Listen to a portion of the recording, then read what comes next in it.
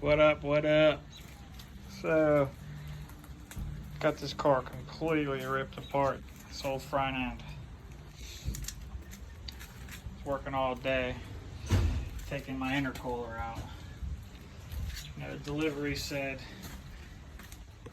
my shit would be here early, and of course, it's like 5 o'clock p.m. now, and it just comes. But, we're super stoked. Because woo, woo, we got the IE. Let's open this thing up. Oh, yeah.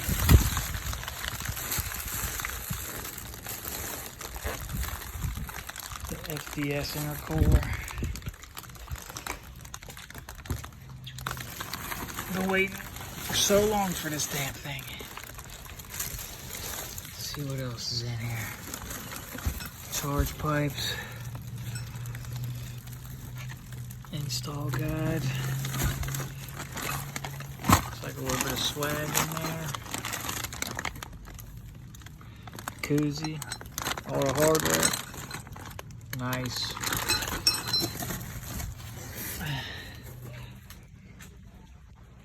Can't wait to see what this thing does. How much of a difference it makes.